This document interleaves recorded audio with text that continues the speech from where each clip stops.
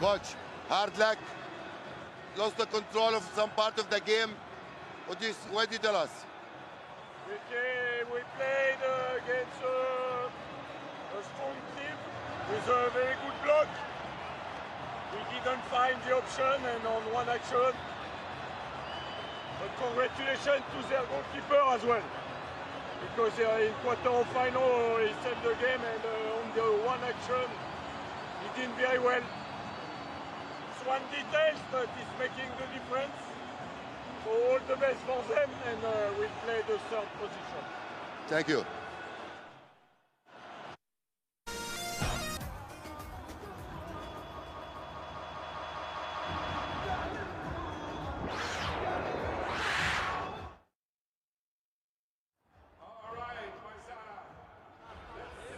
الحمد لله على الفوز. نهني اللاعبين يعني هيا البطل هيا البطل. ما شاء الله عليك ما شاء الله عليك. الحمد لله يعني شباب كانوا في الموعد يعني أجواء رائعة تأهل مستحق وكما حكيت في الأول يعني سنكبروا شوية شوية مع المنافسة. سعيد جدا لملاقاة أخي وصديقي طارق هارد لاك الإيربي رونار. يعني كرة قدمية هذه يعني أكل كل احترام ولكن كان مفروض علينا نفوزوا. إن شاء الله المباراة المقبلة أمام المغرب مشاعر أخرى وإن شاء الله أجواء أخرى وبعدين نحكيوا على من يفوز إن شاء الله. مبروك كابتن. حياكم الله مشاهدينا الكرام من جديد. إذا نقول مبروك لأهل الأردن جماهير النشامة الأردني في هذا الفوز وتأهل إلى نهائي بطولة مونديال العرب.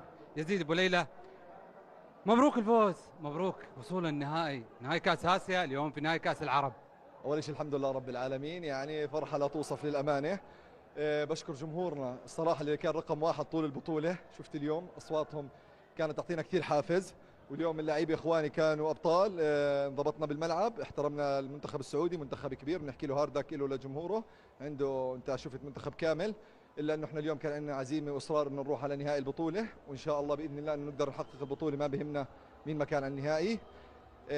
والحمد لله رب العالمين اليوم جائزة أفضل لاعب للمرة الثانية على التوالي. امبارح يعني كنا قاعد أنا وزملائي قلت لهم إن شاء الله بكرة راح أجيب الثانية. الحمد لله وعدنا وفينا، رضا الله ثم رضا والدين. رينالد مدرب المنتخب السعودي بعد المباراة صرح وقال مبروك للكابتن يزيد أبو ليلى.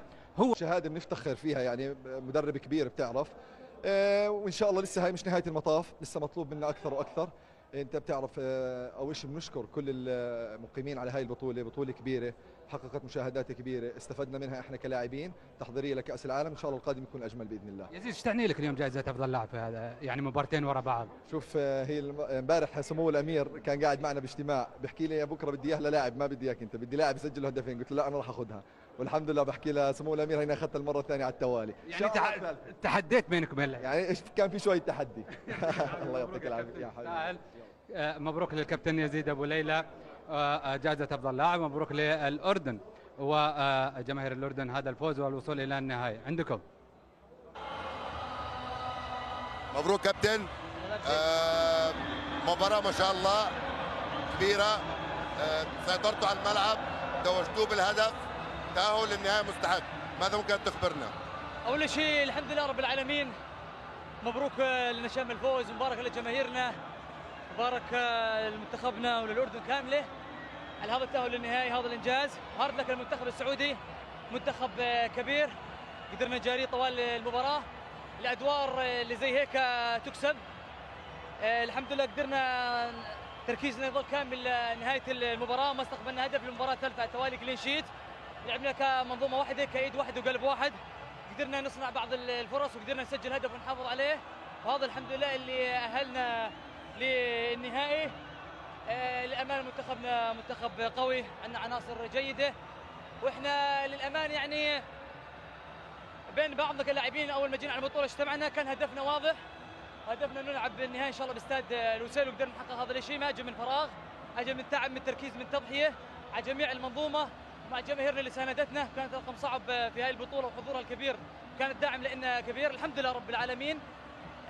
عندنا قمة نهائية أمام المنتخب المغربي، منتخب كبير، لازم نفرح، بس بنفس الوقت